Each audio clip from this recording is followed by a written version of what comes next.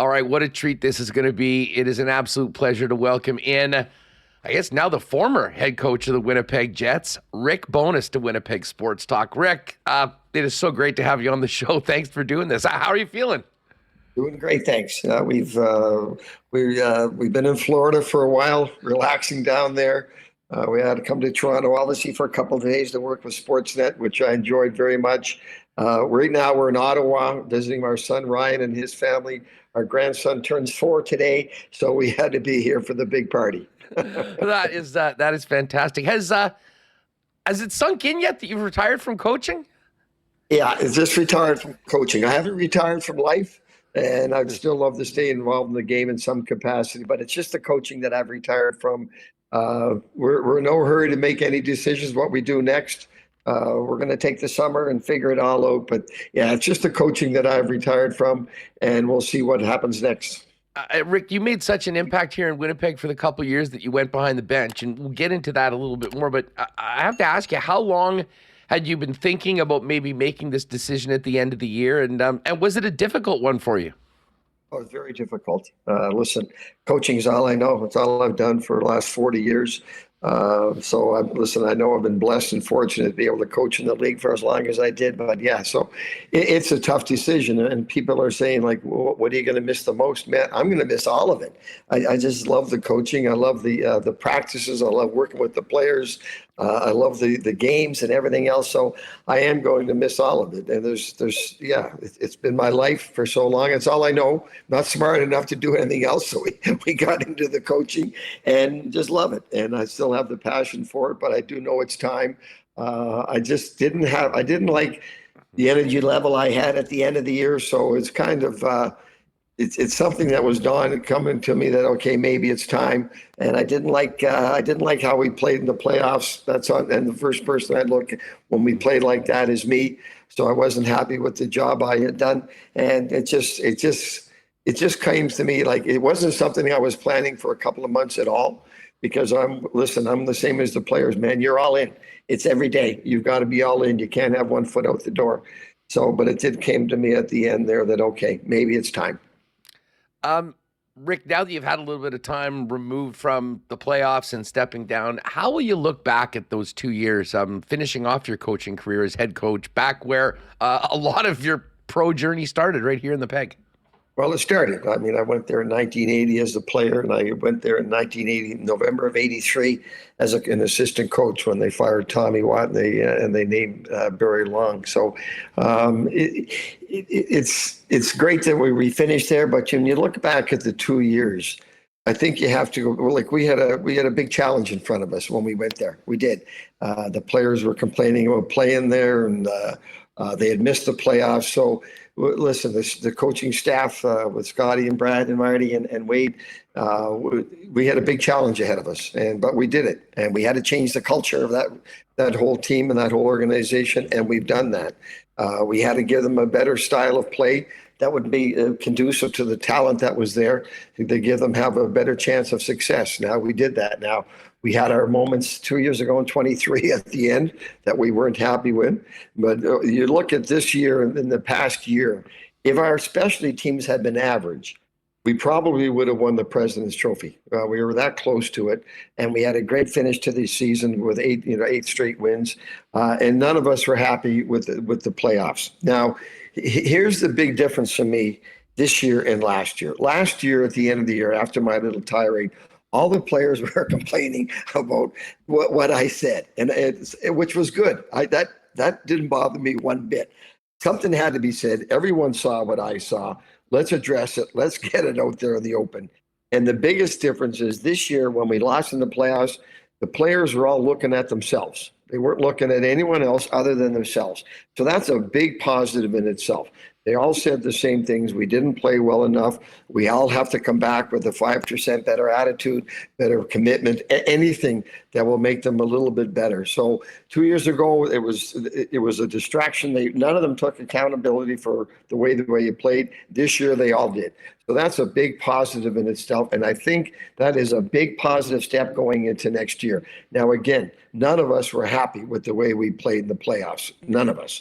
But I'm glad the players came right out and said, yeah, we all have to be better. It wasn't anyone else's fault this time around. There wasn't anything other than, okay, every player said, I got to be better. So that is a huge positive in itself. And I know it's going to carry into next year. So to answer your question, over 2 years, the team's in a much better spot now than when we came in. And I know there's more here.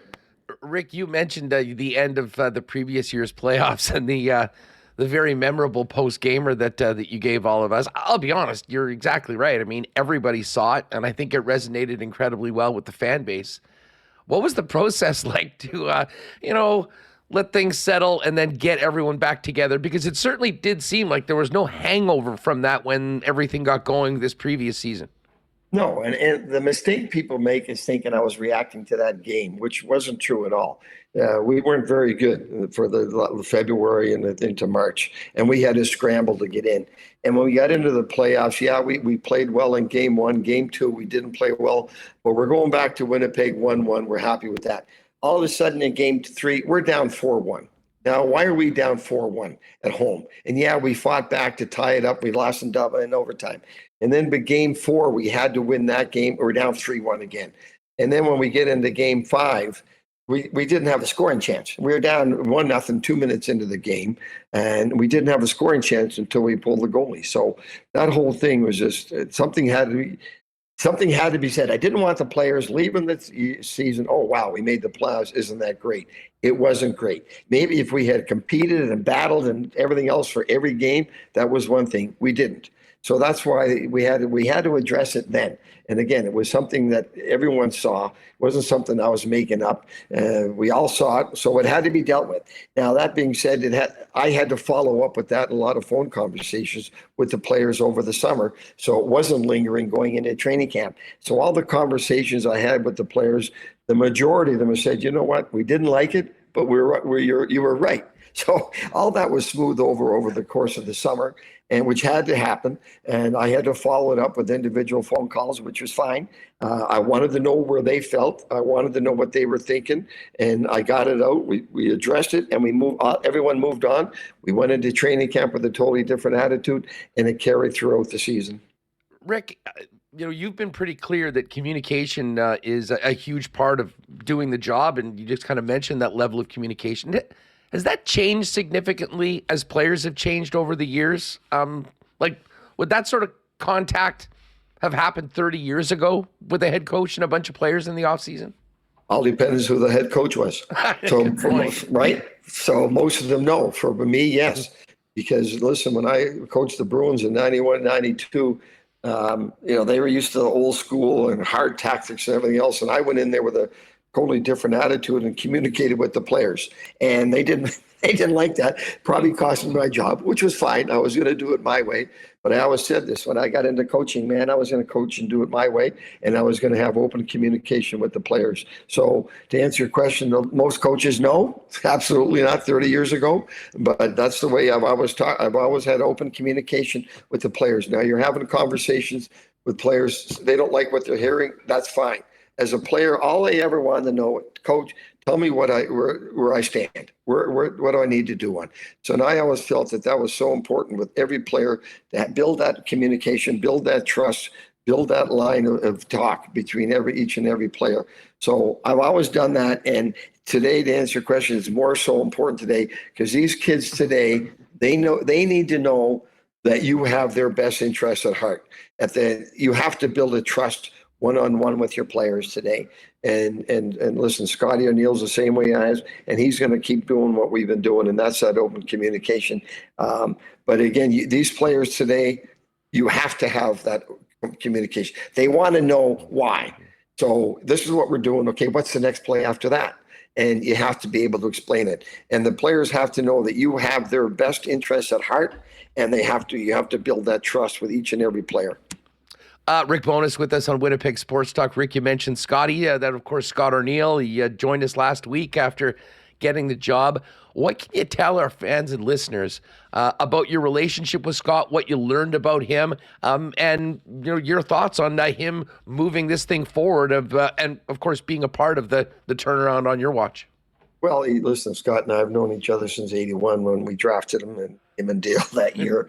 I was a borderline player up and down, and then when I was coaching, when I came here in November of '83 as the assistant coach, I worked with him a lot. And we've, over the years, I hadn't brought him into Boston when I was there.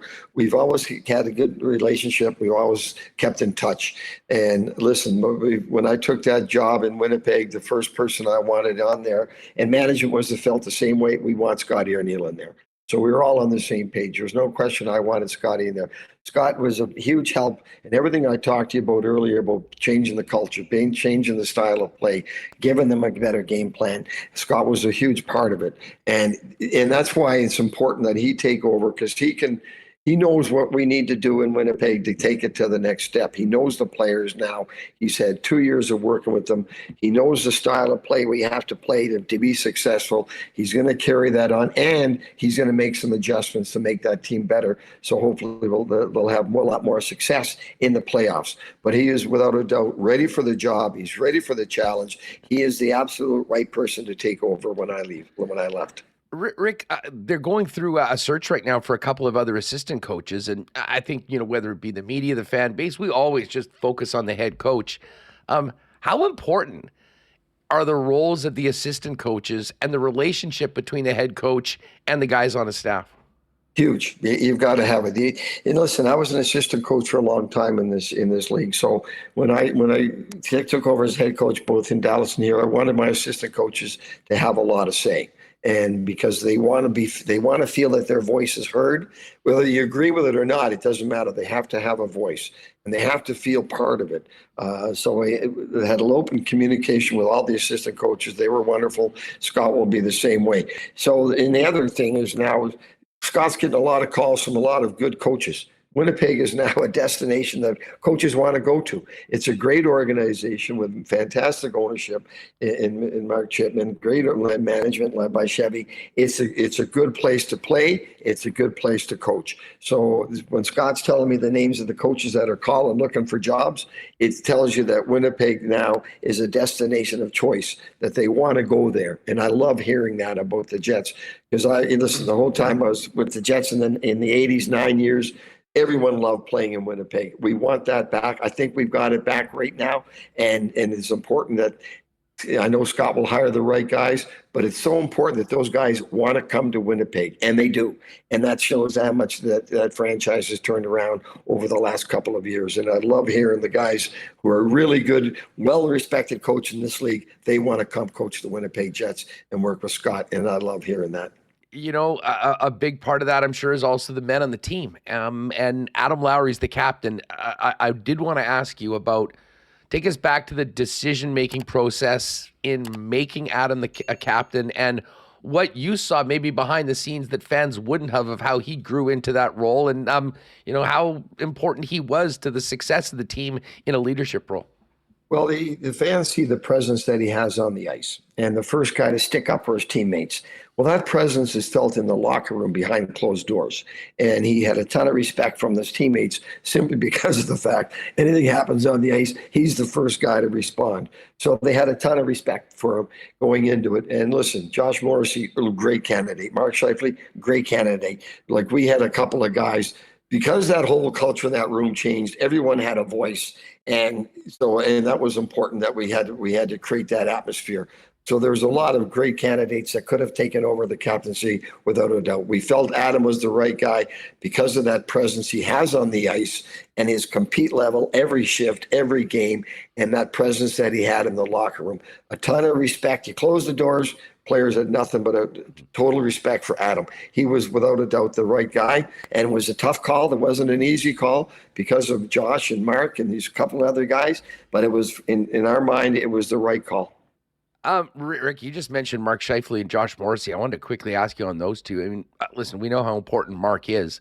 A couple of years ago when you came in, I don't think a lot of people were confident that Mark would be here for the long term. He signed the contract and really seemed like a different player in both ends.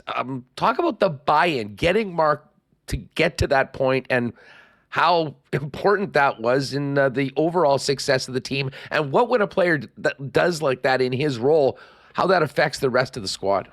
Well, just look at his plus minus the last 2 years. 2 years ago, he was minus 18. Night and day. right? Night and day. Now this year's a plus. And don't forget, those guys are all on the ice for 15 or 14 or 15, I forget the exact number, empty net goals against, right? And that always counts as a minus. But you saw Mark compete at both ends of the ice.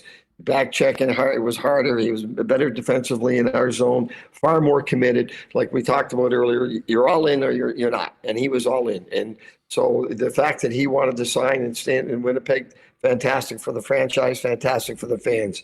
Every team needs that franchise forward, and certainly Mark. Listen, he's the guy. He's the best forward on the team, and he's going to lead that team for a long time at both ends of the ice. With Josh Morrissey, every team needs that elite defenseman, and Mo gave us that. Listen, his offensive upside is huge. I think he's still going to keep getting better. Plays against the best players every night. So if you want to win the Stanley Cup, you got to have the cornerstone up front and in the back end, and the Jets have that. And those guys are all in to the Jets, the franchise, the way they want to play. Those two guys are all in, and it's great to see. And I think they both have some better years ahead of them yet. Well, and Morrissey, I mean, listen, you said when you came to Winnipeg that, you had always targeted on Morrissey and said that you thought he could be a top 10 player. I think to a lot of people, it seemed like he had this incredible improvement. Was that just you getting a little bit more out of Josh, putting him in more positions to succeed, or him feeding off maybe the message he was getting from the coaching staff and taking his game to another level? Yeah, I don't think it was the minutes because he always played important minutes. He played against the best. He played power play. I think the message to him was when I called him, and I told him at that point, first conversation we had was, if you're not in the top 10 voting for the Norris Trophy, first of all, I'm disappointed in me because I didn't push you hard enough. Second of all, I'd be disappointed in you. And he loved that challenge. Listen, we know how elite a player this guy is, and his character is outstanding. His commitment to the team is outstanding. But I think he took that upon himself and said, okay, I can do that. And he loved that challenge, and he responded to that challenge. And he's going to keep getting, there's another gear here. And I think he's just going to keep getting better the more he feels comfortable with the important minutes he plays, the role he plays. The power play is going to be better next year. It has to be. So he'll get more points out of that. So it'll drive him up into the point standing. But again, he was second or third in plus minus in those top 15, 20 defensemen. And that is huge. It goes back to being committed, keep that puck out of our zone, work with offense, some good team defense. And he's a perfect example of that. Rick, when you look back at your time as the head coach of the Winnipeg Jets, what will you remember about coaching and having Connor Hellebuyck as your goaltender when it comes to the play on the ice? And what will you remember about Connor, the individual, when you look back? Goalies are a little bit of a different breed, but he's such a unique player and obviously was the cornerstone of a lot of the success that your team had. Yeah, listen, I love the guy. I just love his compete. I love his ability to win hockey games. But listen, there's not a coach in this league, there's not an elite team in this league that doesn't have outstanding goaltending. If you have average goaltending in our league, that means you have inconsistent goaltending, and you're not going to make the playoffs. 8 teams have to lose, 8 teams get in. That's a tough challenge. You have to have outstanding goaltending. Bucky is listen, I've been fortunate over the last 15, 20 years of my career. Vasilevsky and Bishop in Tampa. We had Bishop in Dallas, Luongo in Vancouver. You need great goaltending. Bucky gives that organization that. Yeah, they're all a little quirky, but that's great. I love what he brings. This man he works his butt off every day, and he's ready to play. His level of consistency is unmatched in this league. I'm hoping he should win that Vezina. He certainly deserves it. But again, you want to win in this league, it all starts with your goaltending first and foremost. And Connor gives that a franchise great goaltending every game. Rick, take us behind the curtain. I mean, as opposed to dealing with the skaters, if you will, how dealing with the goaltender, how is it different? Do you spend less time talking to Connor, or do you spend more time talking to him? I mean, what's it like coaching a player like that, knowing that there's also Wade Flaherty, the goalie coach, that's working on details? Well, that's right. I stay out of it. Is that what it is? How you doing? Yeah, exactly. How's everything going today? Good. Family's good? Okay, good. Be ready to go. Wade Flaherty does a fantastic job with the goalies, and his job is to look after those guys. I don't know anything about goaltending. The job description is stop the puck. That's about all I know about it. So I let Wade do it all, and he tells me not only the routine, but the practice schedule, the game schedule. I leave that entirely up to Flats. I have full confidence in Flats. He's a wonderful goalie coach. He's a wonderful person. So he's the right guy to work with Connor. And I just kind of stay out of their way. Man, you need me to do something, that's fine. Just tell me when you want to play him. Tell me when you want to rest him. And you got to work with your goaltenders. You got to work with your goalie coach. He's hired to do that job, and it's a tough job. Let him do it. You know, and for obvious reasons, we focus a lot on Connor Hellebuyck, but just a quick couple words on the contribution of Laurent Brossoit and what he did in that situation. I mean, he came in, and there was a very good possibility that Hellebuyck might not have been here, and he would have been the starter. Hellebuyck signs an 8-year deal, and it seemed like every single time you tapped him on the shoulder, he was there for the club, and I think has earned himself a much bigger opportunity, I think, hopefully for him in the NHL next year. Listen, he was fantastic. You got to remember, you go back to October, like both of them struggled early in a couple of those games. They both did. And then you go back to Flats and the wonderful job he did turning them both around. But Laurent Brossoit was just outstanding for us. And listen, there's another true pro, worked his butt off every day. He was ready to play. He won games again, just like Connor did for us. LB won games for us. He was outstanding. And just another great character guy. Flats, again, to give him credit for handling him and dealing with him. And it allowed us, Connor played 4 less games this year than last year, which was the plan, get him into 58, 60 games. And we did cut back on his workload, cut back on the practice schedule. But LB was ready to go. Whenever he was ready, named in the goalie, he was ready to go. And our players had just as much faith in him as they do in Bucky. So that was a wonderful combination. I don't know what LB happens to him next. Whatever he gets, he's earned and he deserves. Rick Bowness with us on Winnipeg Sports Talk. Rick, has been so much fun listening. As people listen to you talk with us here, as we did for the last couple of years, every day when you'd meet the media here in Winnipeg. You're so great behind a microphone. Tell us about the opportunity to get on television. How did it go for you? And what did you take away from it? And might we see more of Bones on Hockey Night in Canada or Sportsnet? Yeah, well, they called me after this. Would you be interested? And not right away. I said, give me a couple of days. I need a break here. But then, it kind of intrigued me. So I did the 3 games, and it was fun. Listen, I haven't working with Ron. I've known Ron for a long time. Had Coach Kevin Bexey, and I've always had a great rapport. I've known Kelly Rudy forever, and Luke was outstanding as well. So I was fortunate to go on to that panel with true pros, and they helped me a lot. But I certainly enjoyed it. The opportunity to do more games was there. Unfortunately, I just couldn't get it done. There's an opportunity possibly for me down the road, but that's something we'll look at again during the course of summer. But I really enjoyed it. And the opportunity was to do more was there and is there for me. So is that something that we'll look at down the road? Probably. But again, right now we're just taking our time, reviewing, taking a look at all our options. And again, I've retired from coaching, haven't retired from life, still want to be around. Well, I'll tell you what, I mean, a format where you could get into more of your incredible hockey stories and just history, I think would be something that would be a win for everybody in the game. Rick, if I could, I have to ask you about listen, you have so much history here in Winnipeg, but it is about a game here in Winnipeg where, in fact, you were not part of the home team, you were part of the visitors. November 5th, 1993, Friday night, the old Winnipeg Arena, your Ottawa Senators came in and beat the Winnipeg Jets 7-6, coming back from 6-3 down in the third period. Do you remember that game, forever known in Winnipeg as the infamous peanut butter game? Listen, we didn't win very many games those years in Ottawa, so the wins were easy to remember. But I do remember at the end of that game, it was probably 4 or 5 minutes down and to go. We were down a couple, and we pulled the goalie, and we scored. And then we pulled the goalie again, and we scored. So, yeah, and we found a way to win that game. But again, we didn't win very often, so the wins are easy to remember. But I do remember being down, and I remember the guys battling back. And you don't listen. You don't win a whole lot of games when you pull your goalie, right? You don't.